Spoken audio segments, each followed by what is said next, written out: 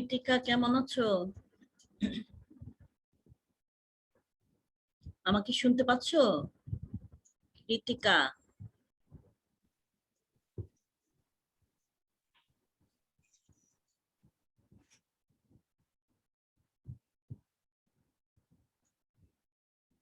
ঋতিকা আমাকে শুনতে পাচ্ছো? জি মিস। কেমন আছো? আসসালামু ওয়ালাইকুম মিস, আসসালাম। আসসালামু আলাইকুম। কেমন আছো? মিস আলহামদুলিল্লাহ, আপনি ভালো আছেন? আলহামদুলিল্লাহ, আমিও ভালো আছি। ফাতিহা, একটু কথা বলো তো। তোমার এখানে রোল নাম্বার লেখা নাই কেন?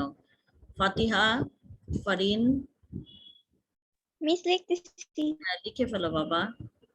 তোমরা এত দেরিতে জয়েন করো কেন? নাফিজা, একটু কথা বলো নাফিজা। জি মিস। হ্যাঁ, তোমার এখানে যে ছবিটা দেওয়া, এটা তো আসলে এভাবে দেওয়া উচিত না, তাই না? বলো দেখি। ছবি, সরি মিস। হ্যাঁ, ছবি দিলে তোমার নিজের ফেস দেখা যাবে এমন দিবা, কেমন? আচ্ছা মিস।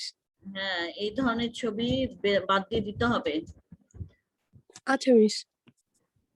আচ্ছা, ঠিক আছে। তো গত লেকচারে আমরা যে বিষয়টা নিয়ে আলোচনা করেছিলাম, তোমাদের মনে আছে নাকি একটু বলো দেখি, কারো মনে থাকলে। কোন বিষয়ে আলোচনা হয়েছিল?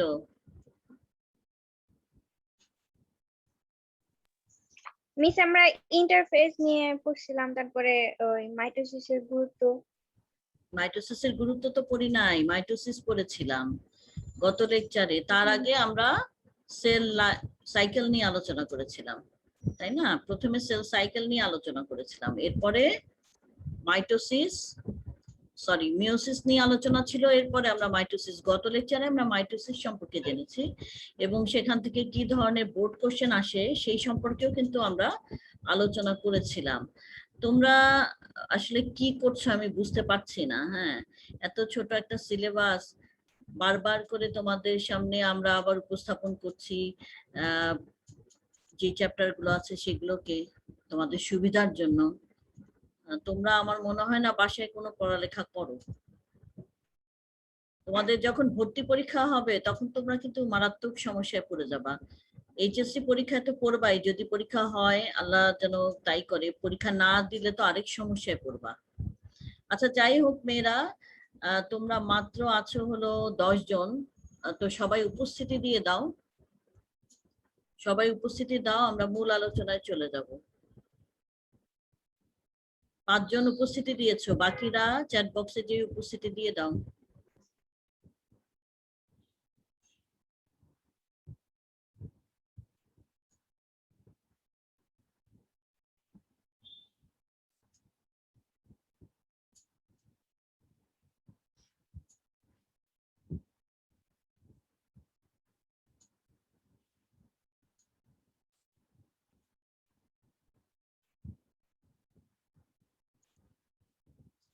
দেখতে পাচ্ছ মেয়েরা? স্ক্রিন শেয়ার দিয়েছি, দেখা যাচ্ছে? জি মিস। তাহলে আমরা জীববিজ্ঞান প্রথম পত্র ক্লাস করব। দ্বাদশ শ্রেণীর শিক্ষার্থী তোমরা আমার সাথে আছো। আজকে আবারও অধ্যায় 2, সরি, কোষ বিভাজন নিয়ে আমাদের আলোচনা হবে। আর কোষ বিভাজন নিয়ে আমরা গত 3টা লেকচার যাবত আলোচনা করছি। আজকে লেকচার নাম্বার হলো 48 আর রিভিশন হচ্ছে 4 নাম্বার রিভিশনে আছি এই চ্যাপ্টারের। হ্যাঁ, আমাকে তো চেনোই, শায়লা পারভিন আছে তোমাদের সাথে। আমরা একটু আলোচ্য বিষয়গুলো দেখে নেই প্রথমেই। তোমরা সবাই উপস্থিতি দাও, সবাই দাও নাই উপস্থিতি।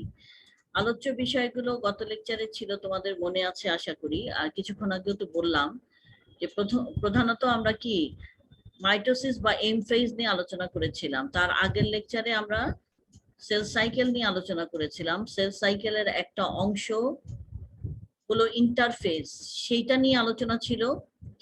তারপরের লেকচারে আমরা মাইটোসিস বা মেটাফেজ, সরি, এম ফেজ নিয়ে আলোচনা করেছি। এর মাঝখানে আরেকটা লেকচারে কিন্তু আমরা মিওসিস নিয়ে আলোচনা করেছিলাম, তোমাদের মনে আছে? কথা বলো, রেসপন্স করো মেয়েরা, রেসপন্স করো।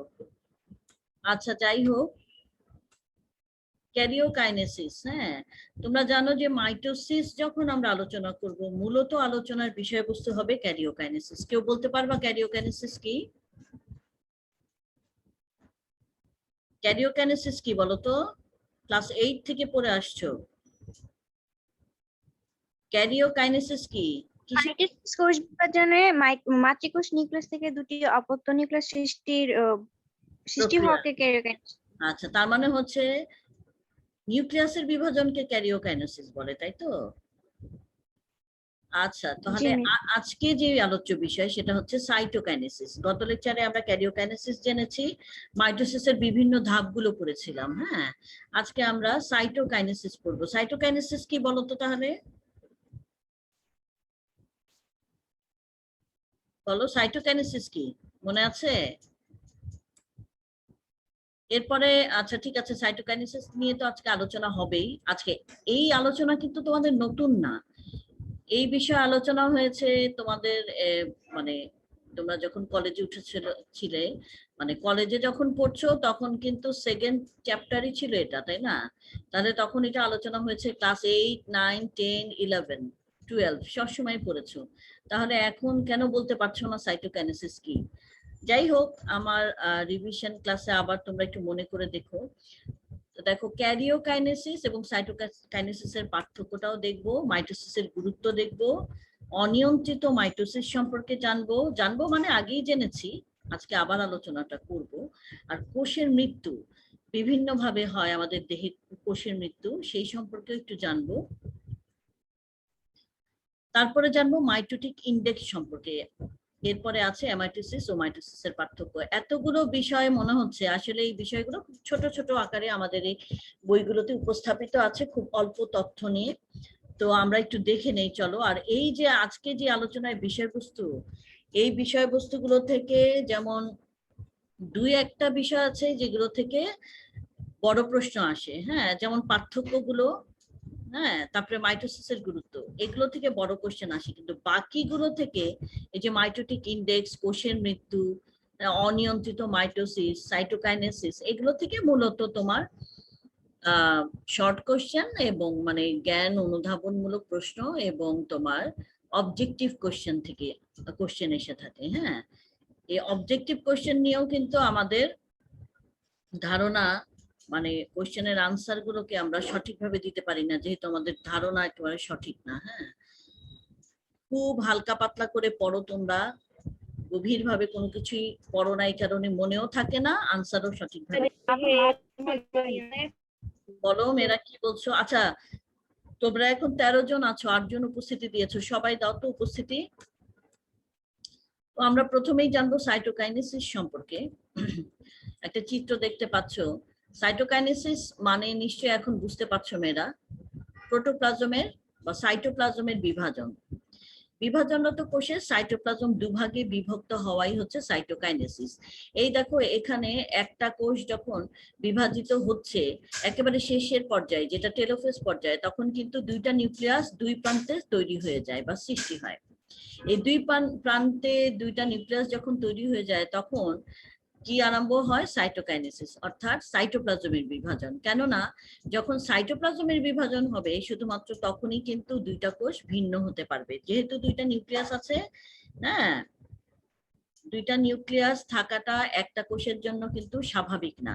সুতরাং এই দুইটা নিউক্লিয়াস দুইটা কোষের সৃষ্টি করবে, এটাই স্বাভাবিক। এবং পরবর্তীতে এই কারণে সাইটোপ্লাজমের বিভাজন হয়ে মাঝখান বরাবর কোষ প্রাচীর সৃষ্টি হয়ে যায়। এই প্রক্রিয়াটা কি?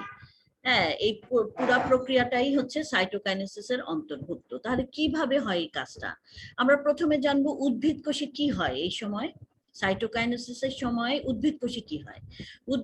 উদ্ভিদ কোষে সাইটোকাইনেসিস যখন ঘটে তখন দুইটা জিনিস তৈরি হয়। দেখো এখানে লাল দাগ দিয়ে দিয়েছি, তোমাদের বইয়ে কিন্তু এভাবে লেখা আছে, খালি বুঝো আমি কিভাবে বলছি, একটু মনোযোগ দাও। হ্যাঁ, তো কোষ প্লেট প্রথমে গঠন হয়, এরপরে গঠন হয় হচ্ছে কোষ প্রাচীর।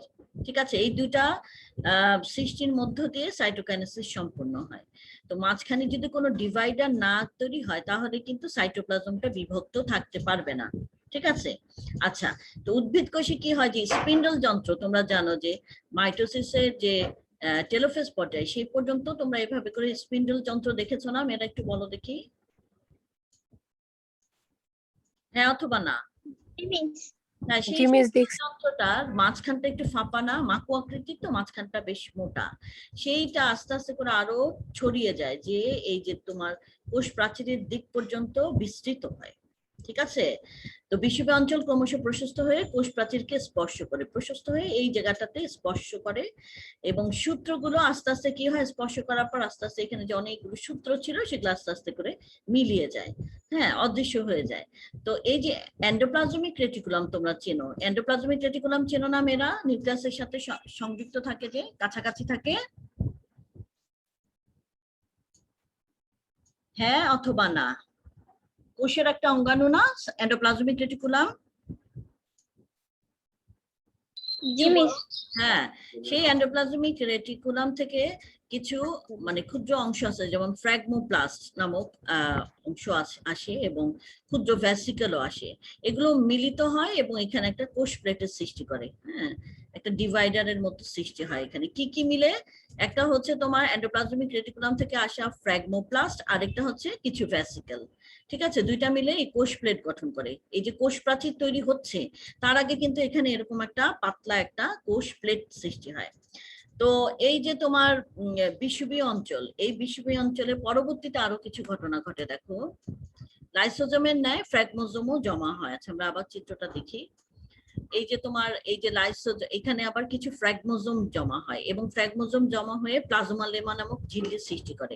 এইখানে যেমন কোষ প্লেট তৈরি হয়, তেমন এখানে ঝিল্লিও তৈরি হয়। দেখো ঝিল্লি দেখতে পাচ্ছ মেয়েরা? এই যে আলাদা হয়ে গেল, এখানে যে আলাদা ঝিল্লি তৈরি হলো না, কোষ আবরণী, হ্যাঁ জি অথবা মিস। এই কোষ আবরণী সৃষ্টি করার জন্য আবার কি হয়, লাইসোজোমের মতো কিছু আরো অংশ আসে যার নাম হচ্ছে ফ্র্যাগমোজোম।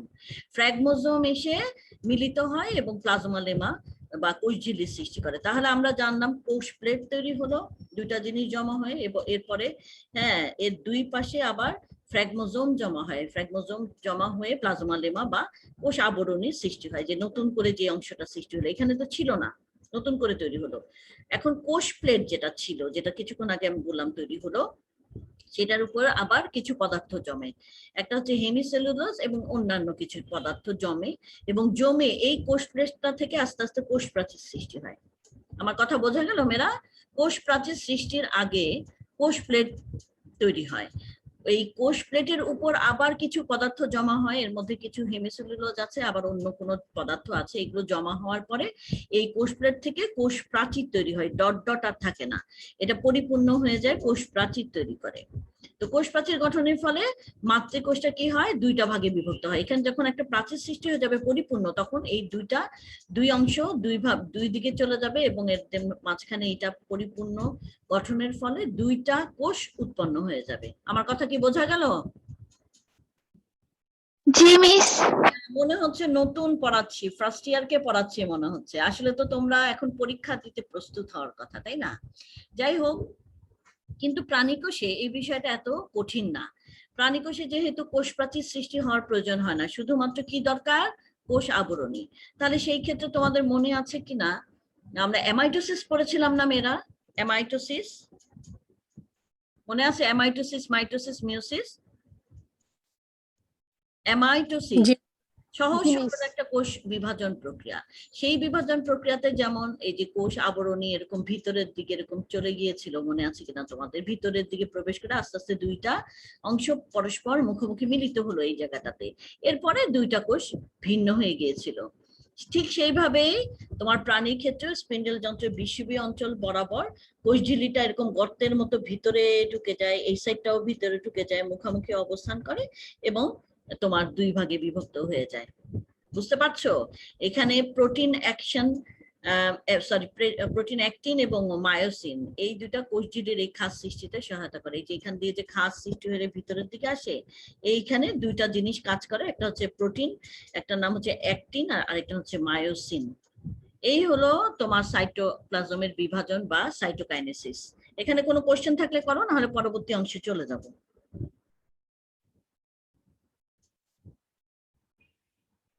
পরবর্তী অংশে যাব। জি মিস। আচ্ছা, তোমরা 16 জন আছো, 11 জন উপস্থিতি দিয়েছো, 5 জন দিয়ে দাও।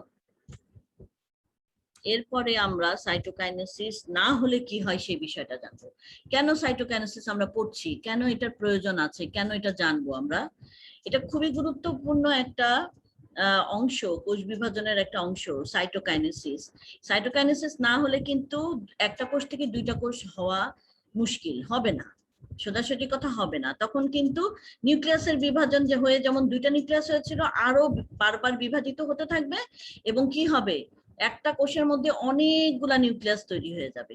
হ্যাঁ, এরকম একটা বিষয় আমরা দেখেছিলাম কিন্তু তোমার হচ্ছে আমরা যখন ছত্রাক পড়েছিলাম, হ্যাঁ, তখন আমরা দেখেছিলাম সিনোসাইটিক অবস্থা, একই একই কোষের মধ্যে অনেকগুলা কোষের অবস্থা, সরি নিউক্লিয়াসের অবস্থান। তোমাদের মনে আছে কিনা একটু জানাও তো, দেখো তো এই চিত্রটা চেনো চেনো নাকি?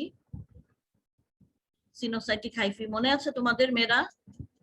একই হাইফির মধ্যে কোনো মাঝখানে কোনো প্রাচীর না থেকে নিউক্লিয়াস তৈরি হতেই আছে, যেহেতু মাঝখানে কোনো প্রাচীর নাই, একটা কোষই, কিন্তু এটা একটা কোষের মধ্যে এতগুলা নিউক্লিয়াস, এই অবস্থার সৃষ্টি হতো।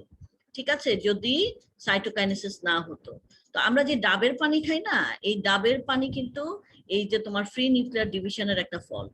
তার মানে হচ্ছে এই যে সাইটোকাইনেসিস না হলে নিউক্লিয়াস বিভাজিত হতেই থাকে, অনেক নিউক্লিয়াসের তৈরি হয় একটা কোষে, তাকে আমরা বলবো মুক্ত নিউক্লিয়ার বিভাজন বা ফ্রি নিউক্লিয়ার ডিভিশন। এই ফ্রি নিউক্লিয়ার ডিভিশন আমরা কোথায় কোথায় দেখি, একটা উদাহরণ আছে যে ডাবের পানি। ডাবের পানি যে আমরা পাই, এখানে অনেক কোষ হয়ে যাওয়ার কথা ছিল, কিন্তু এখানে নিউক্লিয়াসের বিভাজন হয় এবং এই যে সাইটোপ্লাজমটা আমরা পাই। তো ডাবের পানি সেই হচ্ছে নিউক্লিয়ার ফ্রি নিউক্লিয়ার ডিভিশনের একটা ফসল।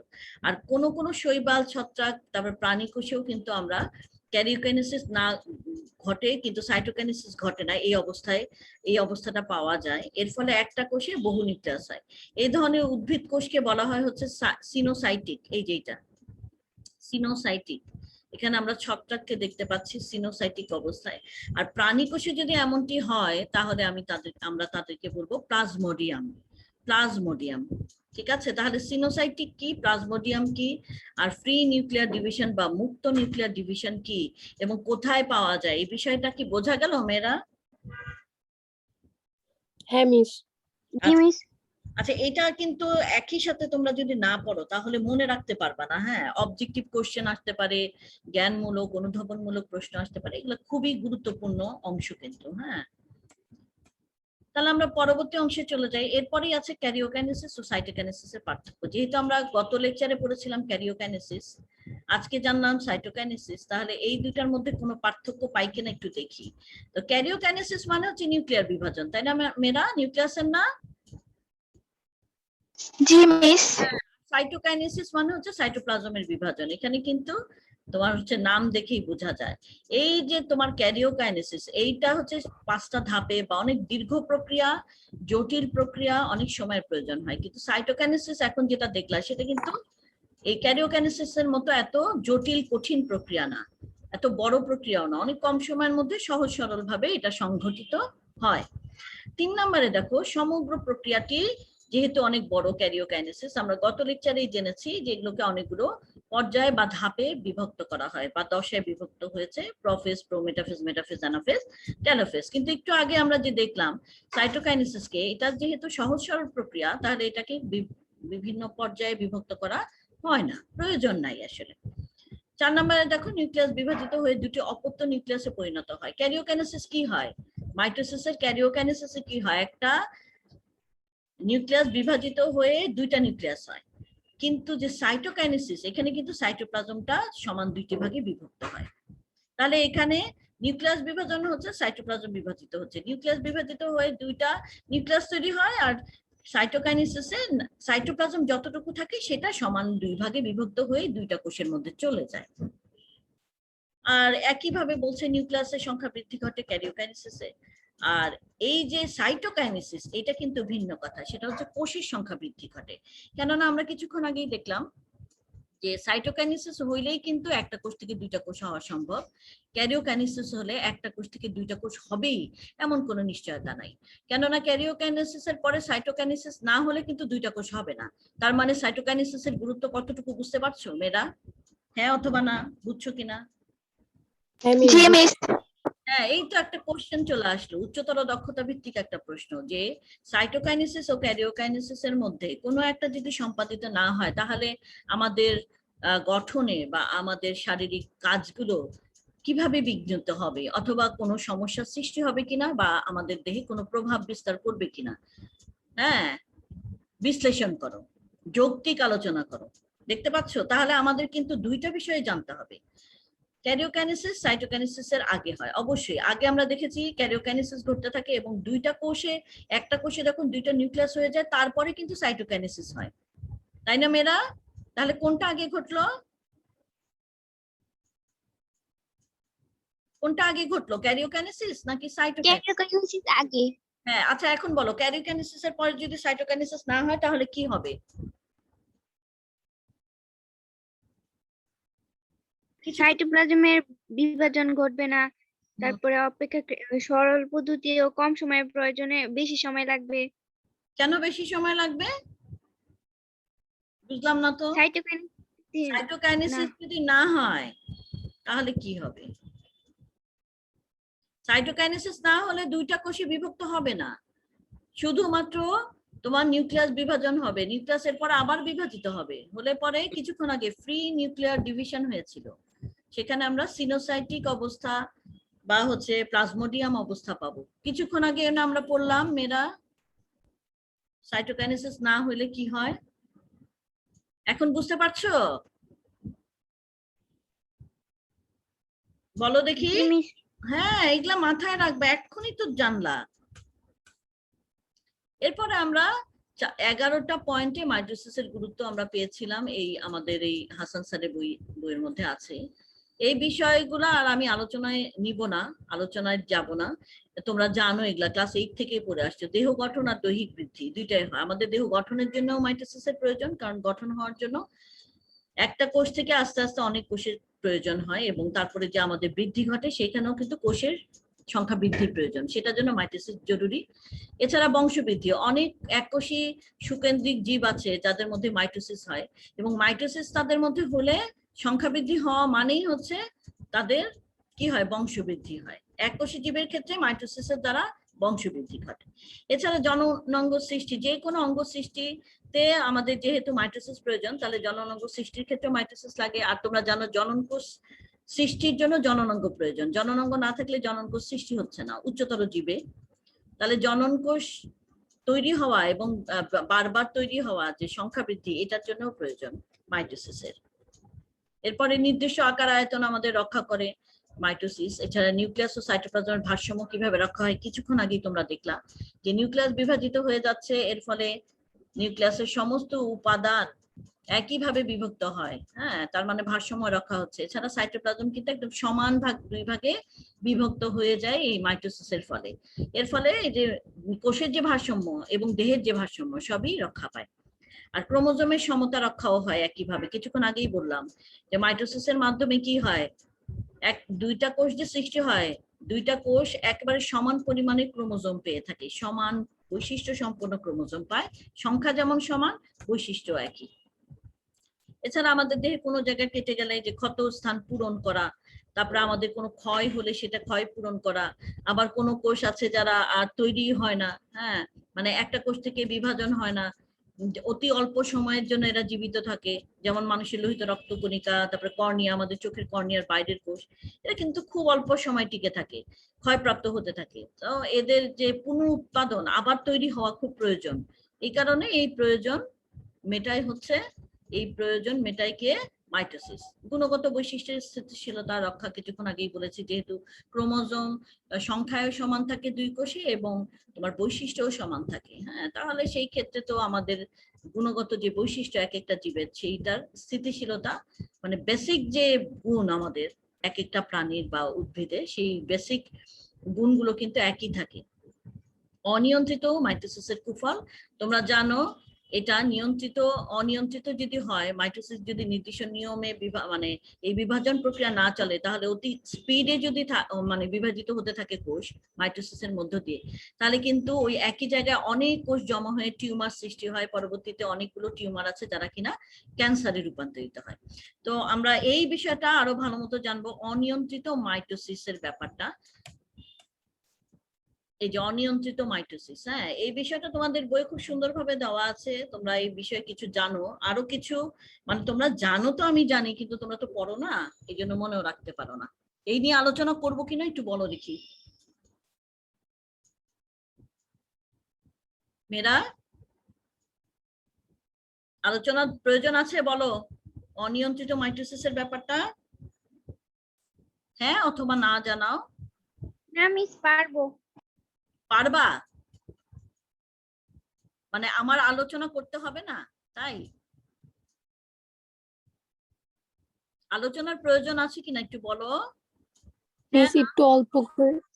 হ্যাঁ সরি, করবো হ্যাঁ অথবা না বলো। জি মিস। অনেক সময় নষ্ট হয়, তোমরা এইভাবে কথা বলো কেন? আচ্ছা, অনিয়ন্ত্রিত মাইটোসিস, ওই যে কিছুক্ষণ আগেই বললাম যে নিয়ন্ত্রণেই থাকে না, আমরা যে পরিমাণে মাইটোসিস হওয়ার কথা সেটা নিয়ন্ত্রণ হারিয়ে ফেলে। আমরা যখন কোষ সাইকেল, সেল সাইকেল পড়েছিলাম তখন আমরা জেনেছিলাম যে কিছু পদার্থ আছে যেগুলো কিনা কোষ বিভাজনকে নিয়ন্ত্রণ করে, তোমাদের মনে আছে মেয়েরা? হ্যাঁ অথবা না? তোমাদের কিছু জি মিস। একটু কথা বলবা, এই সবাই উপস্থিতি দাও, 20 জন আসো, 14 জন দিয়েছো। আচ্ছা, তাহলে আমরা জানি অভ্যন্তরীণ এবং বাহ্যিক বিভিন্ন ফ্যাক্টর আছে যেগুলো কিনা মাইটোসিসকে নিয়ন্ত্রণ করে, কিন্তু কোনো কারণে যদি এই নিয়ন্ত্রণটা হারিয়ে যায়, হ্যাঁ তাহলে মাইটোসিস কিন্তু অনিয়ন্ত্রিত হয়ে যাবে এবং ফলে কি হবে, টিউমার আর ক্যান্সার সৃষ্টি হবে। তো ক্যান্সার কোষে কি হয়, কেন ক্যান্সারটা হচ্ছে, কেন অনিয়ন্ত্রিত হচ্ছে? এটার কারণ হচ্ছে যে সাইক্লিন সিডিকে, তোমাদের মনে আছে কিনা? সাইক্লিন একটা প্রোটিন, তারপরে যে সিডিকে, যারা পরস্পর মিলিত হয়ে কন্ট্রোল করে কোষ মানে বিভাজনটাকে, এইগুলো এদের নিয়ন্ত্রণটা নষ্ট হয়ে যায় অনেক সময়। যারা নিয়ন্ত্রণ করবে তাদের কার্যক্ষমতাটা আসলে আমাদের নিয়ন্ত্রণে আর থাকে না। ঠিক আছে, বুঝতে পারছো? যারা কোষ বিভাজনকে নিয়ন্ত্রণ করে তাদের কোনো ক্ষতি হয়ে যায় বা তারা নিয়ন্ত্রণ হারিয়ে ফেলে। ঠিক আছে, তো P53 নামক একটা প্রোটিন আছে, এরা সাধারণত কোষকে বিভাজন হতে বিরত রাখে, অর্থাৎ এইটার প্রভাবে কোষটা বিভাজিত হয় না। আমরা কি জানি, প্রয়োজন ছাড়া কোষ বিভাজন হয় না, তাই তো জানি। কিন্তু কোষ বিভাজন এই যে প্রয়োজন ছাড়া বিভাজিত হচ্ছে না, যখন বিভাজন আটকে যায় তখন কার প্রভাবে আটকায়? মূলত P53 নামক একটা প্রোটিনের কারণে কোষ বিভাজনটা আটকায় থাকে, বন্ধ থাকে। এটা কিন্তু প্রয়োজন, মানে হচ্ছে এই কোষ বিভাজন যে সবসময় হতেই হবে এমন না, কোষ বিভাজন মাঝে মাঝে প্রয়োজন হয় না, তখন বিরত থাকতে হবে।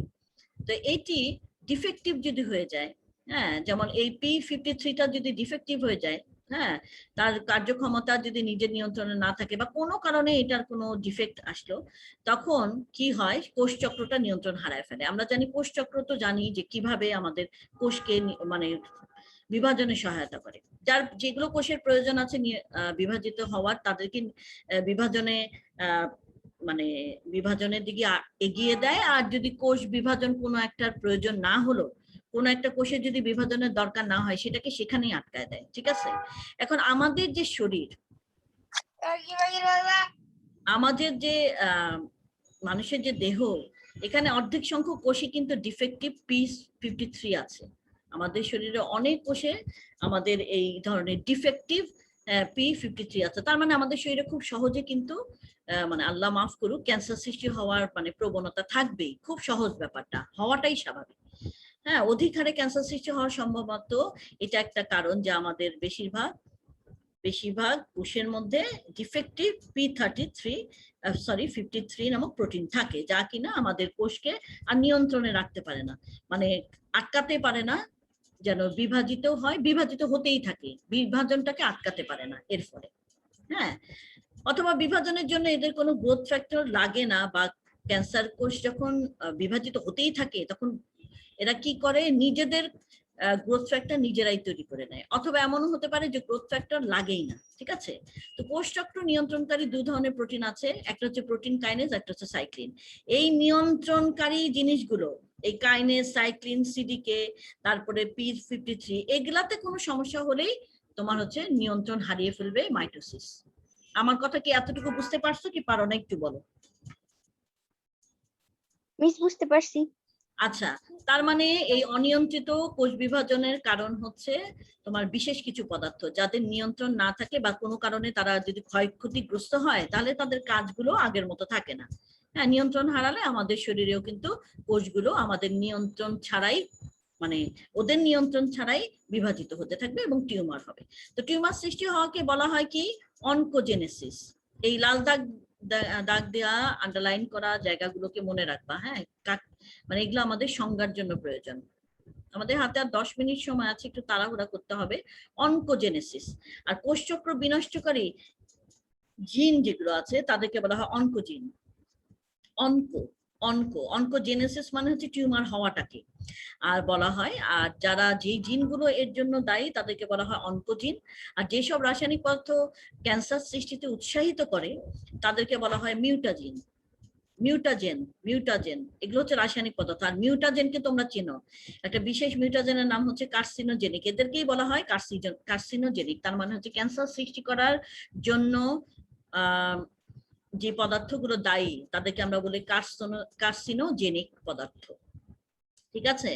এই যে আমরা ননস্টিকের বিভিন্ন হাঁড়ি পাতিল ব্যবহার করি না রান্নায়, সেগুলোতে একটা লেয়ার থাকে না, যেটার কারণে সেটা তোমার হচ্ছে তেল তেলে থাকে, জিনিস রান্না করলে সহজে নিচে লাগে না। ওইখানে কিন্তু কার্সিনোজেনিক পদার্থ থাকে। অর্থাৎ কোনো একটা দাগ বা স্ক্র্যাচ যদি পড়ে যায়, ওখান থেকে আস্তে আস্তে করে যদি কালো পদার্থগুলো উঠে আসতে থাকে, সেগুলো কিন্তু আমাদের শরীরের জন্য খুবই ক্ষতিকর। সেগুলো হচ্ছে কার্সিনোজেনিক পদার্থ, যা কিনা ক্যান্সার তৈরিতে সহায়ক। তো দেহের বিভিন্ন অংশে টিউমার ছড়িয়ে পড়া, এটাকেও বলা হয় হচ্ছে মেটাস্টেসিস। এই বিষয়গুলো একটু মনে রাখবা। দেহের বিভিন্ন অংশে টিউমার যে ছড়িয়ে পড়ে তাকে বলা হচ্ছে মেটাস্টেসিস। তাহলে অনকোজেনেসিস, তারপর হচ্ছে অনকোজিন, মিউটাজিন, কার্সিনোজেনিক, আর হচ্ছে মেটাস্টেসিস। এই সম্পর্কে মোটামুটি আমরা ধারণা পেলাম। এগুলা কিন্তু অবজেক্টিভেও আসে। হ্যাঁ, এই যে কোষের মৃত্যু ব্যাপারটা একটু বলে শেষ করে দিব আজকে। আমাদের যে দেহ, হ্যাঁ, আমরা তো বহুকোষী জীব। প্রতিদিন অনেক কোষ কিন্তু স্বাভাবিকভাবেই মারা যায়। হ্যাঁ, মৃত্যু ঘটে কোনো কোষ বিভাজনের মাধ্যমে সেই মৃত কোষের জায়গাটা আবার পূরণ হয়ে যায়। হ্যাঁ, তো মানব দেহে প্রতিদিন লক্ষ লক্ষ কোষের যে মৃত্যু ঘটে, এটা দুইটা উপায়ে ঘটতে পারে। একটা নাম হচ্ছে নেক্রোসিস। নেক্রোসিসটা কি? নেক্রোসিস হচ্ছে যদি আমাদের দেহে পুষ্টির অনেক বেশি অভাব হয়ে যায়, তখন কোষ মারা যায়। আবার যদি আমাদের দেহে কোনো বিষাক্ত দ্রব্য প্রবেশ করে, সেই ক্ষেত্রেও কিন্তু কোষ মারা যেতে পারে। এই দুই কারণে যেই ধরনের কোষ মারা যাওয়ার ব্যাপারটাকে বলা হয় নেক্রোসিস। তাহলে নেক্রোসিস মানে হচ্ছে পুষ্টির অভাব হলে অথবা বিষাক্ত দ্রব্যের কারণে ক্ষতিগ্রস্ত হলে কোষ যখন মারা যায়, তাকে আমরা বলি নেক্রোসিস। আর অ্যাপোপ্টোসিস কি? অ্যাপোপ্টোসিসও কিন্তু তোমার কোষের মৃত্যু, কিন্তু এটা কোন কারণে হয়? মূলত মানে জিনের কারণে বা জিন নিয়ন্ত্রণের কারণে, জিনের কারণে যদি কোনো কোষের মৃত্যু হয়, তাকে আমরা বলবো অ্যাপোপ্টোসিস। জিন যদি নিয়ন্ত্রণ করে, আমরা তো জানি যে জিন দ্বারাই আমাদের সবকিছু মোটামুটি নিয়ন্ত্রিত। তাহলে সেই জিনের নিয়ন্ত্রণের কারণে যদি কোনো কোষের মৃত্যু হয়, তাকে আমরা বলবো অ্যাপোপ্টোসিস। তাহলে কোনো কোষ জীবদেহ বা অঙ্গের জন্য এখন প্রয়োজন নাই। কোন একটা কোষ যদি এমন হয় যে আমাদের শরীরের দরকার নাই, তাহলে সেই কোষটা কিন্তু মরে যাবে। হ্যাঁ, জিন সেটাকে নিয়ন্ত্রণ করবে। এটা হচ্ছে অ্যাপোপ্টোসিস। আচ্ছা, তা আমাদের দেহে এরকম দেখা যায় অনেক জায়গাতেই। যেমন ভ্রূণ অবস্থায় আমরা থাকি মায়ের পেটে, তখন আমাদের প্রত্যেকটা আঙ্গুল, তোমরা হাঁসের আঙ্গুল দেখেছো মেয়েরা? হাঁসের পা দেখেছো? জি মিস। ওইখানে দেখবা পাতলা টিস্যু দিয়ে হাতের সবগুলো আঙ্গুল কিন্তু একসাথে লাগানো থাকে। এইরকম অবস্থায় কিন্তু আমরা ভ্রূণ অবস্থায় আমাদের কিন্তু এরকম থাকে। মানুষের হাত মানে মানুষের ভ্রূণ অবস্থায় পাতলা টিস্যু দিয়ে হাতের সবগুলো আঙ্গুল কিন্তু লাগানো থাকে। পরে মাঝখানে টিস্যু নষ্ট হয়ে যায় এবং 5টা আঙ্গুল আলাদা হয়ে যায়। তো এই যে তোমার এই কোষ যত বেশি দিন বাঁচবে ততই আচ্ছা, যাই হোক, এই যে বিষয়টা, হ্যাঁ, এই যে ভ্রূণ অবস্থায় যে মরে গেল, এটাও কিন্তু তোমার যে কোষের মৃত্যুর একটা অংশ। ঠিক আছে, এটা প্রয়োজন আমাদের জন্য। আর একটি কোষ যত বেশি দিন বাঁচে মেয়েরা, ততই কিন্তু ক্ষতিগ্রস্ত হওয়ার সম্ভাবনা দেখা যায়, যা থেকে সহজেই ক্যান্সার হতে পারে। তাই কোষের এদের ধ্বংস বা মৃত্যু হওয়া প্রয়োজন। তার মানে হচ্ছে যে আমাদের দেহে কোষ যখন বৃদ্ধ হতে থাকে, তখন তারা আসলে আমাদের শরীরের জন্য ভালো কাজ না করে মন্দ কাজই করে। সুতরাং সেগুলো স্বাভাবিক মৃত্যু প্রয়োজন। এবং এটি সাধারণত আমাদের রক্তে আমরা দেখতে পাই। তারপরে আমাদের যে অন্ত্র আছে, সেখানে যে এপিথেলিয়াল যে কোষের একটা লেয়ার থাকে, সেগুলোর মধ্যে কিন্তু দেখা যায় যে খুব সহজেই এই যে তোমার অ্যাপোপ্টোসিস বা নেক্রোসিস হয়, অ্যাপোপ্টোসিসই হয়। তো কারণ এরা প্রতিনিয়ত, আমরা জানি যে রক্তের মধ্যে প্রতিনিয়ত বিষাক্ত পদার্থ, তারপর হচ্ছে অন্ত্র মানে আমাদের পৌষ্টিকতন্ত্রের মধ্যেও কিন্তু বিষাক্ত পদার্থ যায় এবং সহজেই এইগুলোর মানে কাছে আসে বিষাক্ত পদার্থ, এদের সংস্পর্শে আসে। এর ফলে কিন্তু এরা কি হয়, ক্ষতিগ্রস্ত হয়ে যায় না বিষাক্ত পদার্থের সংস্পর্শে, ফলে এই ক্ষতিগ্রস্ত কোষকে আর দেহ রাখতে চায় না, ফলে এই রক্তকোষ এপিথেলিয়াল কোষগুলো নষ্ট হয় দেখে তাড়াতাড়ি এদের মৃত্যু ঘটে। এবং এটা কিন্তু আমাদের শরীরের ভিতরে মানে হতে থাকে। তো আমরা এই কারণে আমরা কিন্তু সুস্থ থাকি, আর যদি এগুলো মৃত্যুবরণ না করে সারা দেহে এই ধরনের কোষের সংখ্যা বৃদ্ধি পেত, তাহলে আমরা কিন্তু অসুস্থ হয়ে যেতাম। আমাদের দেহে প্রতিদিন যে লক্ষ লক্ষ কোষের মৃত্যু হয় তার অধিকাংশই রক্তকোষ এবং অন্ত্রের এপিথেলিয়ামে যে লাইনিং থাকে সেই কোষ। মাইটোটিক ইন্ডেক্স সম্পর্কে জানি একটু সময় আছে। কোন টিস্যুর মোট কোষ সংখ্যা, একটা টিস্যুর মধ্যে যতগুলো কোষ আছে সেই সংখ্যা এবং মাইটোসিসরত এই মোট কোষের মধ্যে কতগুলো কোষ মাইটোসিস হচ্ছে সেটার অনুপাতকে আমরা বলবো মাইটোটিক ইন্ডেক্স, এমআই। ঠিক আছে, দেখো এখানে এমআই বলতে আমরা কি বলছি, যে মাইটোসিসরত কোষের সংখ্যা মোট কোষের সংখ্যার তুলনায় কতগুলো, সেই বিষয়টা বা সেই অনুপাতটাকে আমরা বলবো এমআই বা মাইটোটিক ইন্ডেক্স। এটা খুব ইম্পর্টেন্ট। চিকিৎসকদের জন্য এমআই মানে প্রয়োজন পড়ে, কারণ চিকিৎসক বুঝবেন যে এই দেহে যাদের এমআই টেস্ট করার মধ্য দিয়ে বোঝা যায় যে ওই দেহটাতে মানে টিউমার থাকলে কত তাড়াতাড়ি ওই টিউমারটা বৃদ্ধি পাবে। হ্যাঁ, এবং ট্রিটমেন্টের জন্য এটা জানা প্রয়োজন। তো এমআই বলে দেয় যে একটা দ্রুত বর্ধনশীল টিউমার তোমার শরীরে আছে নাকি সেই টিউমারটা দ্রুত বর্ধনশীল না। তার মানে টিউমারের অবস্থাটা বুঝতে এমআই চেক করা প্রয়োজন। ঠিক আছে, এমআই কিন্তু আসে। এরপরে আমরা দেখছি মাইটোসিস আর অ্যামাইটোসিস এর পার্থক্য, এটা আর আমি বলবো না। হ্যাঁ, এটা তোমরা ভালো মতোই জানো এবং বইয়ে যেহেতু একদম সুন্দরভাবে দেওয়া আছে তোমরা এই অংশটাও দেখে নিবা। এগুলো কোশ্চেন আসে, উচ্চতর দক্ষতা ভিত্তিক প্রশ্ন হিসেবেও আসে। তো আমরা বাড়ির কাজ না আসলে তোমাদের এই কোশ্চেন গুলা এই অংশটা থেকে পাবা। হ্যাঁ, একটু দেখে নাও মেয়েরা, স্ক্রিনশট নিয়ে নিতে পারো। এই অংশের এই কোশ্চেন গুলো যদি তোমরা পড়ো তাহলে তোমরা বোর্ড কোশ্চেনেও যে কোনো ধরনের কোশ্চেনে অ্যান্সার করতে পারবা। বুঝতে পারছো মেয়েরা? তোমরা 19 জন আছো। স্ক্রিনশট নিয়ে নিলে আমি স্টপ করে দিব শেয়ারটা। জি মিস, নিয়েছি। আচ্ছা, তো তোমরা মাত্র 19 জন আছো, আমি বুঝতে পারলাম না কেন তোমরা এভাবে করে জয়েন করো। তোমরা কেমন প্রিপারেশন নিচ্ছ একটু বলো দেখি, একটু কথা বলি তোমাদের সাথে। প্রিপারেশন কি নিচ্ছ?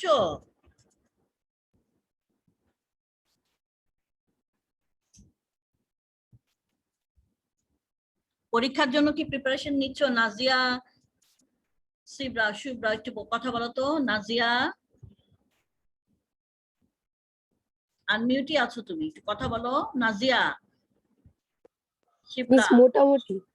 মোটামুটি? এটা তো নাজিফা কথা বলছো, মোটামুটি মানেটা কি? কয়টা চ্যাপ্টার আছে বলো তো তোমাদের এই সিলেবাসে? সামনে পরীক্ষার জন্য কয়টা চ্যাপ্টার নির্ধারিত? 5টি। 5টি। এই 5টা চ্যাপ্টারের মানে মানে পড়া তো কোনো বিষয় না, তাই না? আমাদের বইয়ে তো যতগুলা চ্যাপ্টার আছে সেই তুলনায় 5টা চ্যাপ্টার কত অল্প বলো দেখি। তোমাদের কয়টা চ্যাপ্টার আছে বলো তো? 5টি। 12টা চ্যাপ্টার আমাদের বইয়ে, ফার্স্ট পেপার বইয়ে 12টা চ্যাপ্টার আছে, তার মধ্যে মাত্র 5টা পড়তে হবে। তারপরেও দেখো তোমাদের অবস্থা, তোমরা ক্লাস করার সময় আমি যে কোশ্চেন করি সাধারণ প্রশ্নগুলো, সেগুলোই তো তোমরা উত্তর করতে পারছো না। এই যে এখন যে ক্লাসটা করলা, এটা কি কোনো উপকারে আসলো না তোমাদের বলো দেখি? হ্যাঁ অথবা জি না? মিস, আসছে। আচ্ছা, জি মিস আসছে, কিন্তু তোমরা তো কোনো কথাই বলতে চাও না দুই একজন ছাড়া। আচ্ছা, মারিয়াম দেখছি আসছে। মারিয়াম 340, কথা বলো মারিয়াম। আচ্ছা, 1 মিনিট আছে এখন আমাদের হাতে। মারিয়াম কথা শুনছো? জি মিস। হ্যাঁ, কি অবস্থা তোমার লেখাপড়ার বলো দেখি? মিস চেষ্টা করছি যতদূর করছো? পারার। সিরিয়াসলি পড়াশোনা করো। শোনো, এরপরেই তো তোমাদের এই পরীক্ষার পরে কি হবে, রেজাল্ট হবে। রেজাল্ট হওয়ার পর কি হবে? ভর্তি পরীক্ষা, তাই না? কোন একটা ভালো জায়গায় পড়তে হলে তো তোমাদের আসলে ইন্টারমিডিয়েটের বইটা একেবারে ভালো মতো জানতে হবে। তো ঠিক আছে, তোমরা পড়াশোনা করো মেয়েরা, সুস্থ থাকো, ভালো থাকো। হ্যাঁ, তো সামনের ক্লাসে ইনশাল্লাহ কথা হবে। আজকের মতো এখানেই শেষ করছি। আল্লাহ হাফেজ। আসসালামু আলাইকুম ম্যাম মিস। আসসালামু আলাইকুম। ম্যাম আসসালামু আলাইকুম। ওয়ালাইকুম আসসালাম। আসসালামু আলাইকুম।